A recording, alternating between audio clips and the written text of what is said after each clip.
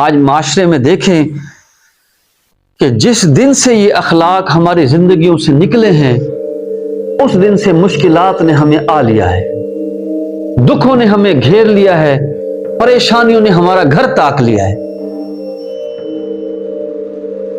ابتلائیں ہیں کہ ہماری جان نہیں چھوڑتی۔ تو اس لیے کہ ہمیں معاف کرنا ہم نے بھلا دیا ہے، وہ جو اسلام کا حسن تھا نا معاف کرنا، وہ ہم نے بھلا دیا ہے۔ آج ہم اینٹ کا جواب پتھر سے دینے کو تیار ہیں۔ آج کسی کے تعلق توڑنے کی بات محض کرنے پر ہم تعلق توڑنے کو بالکل تیار بیٹھے۔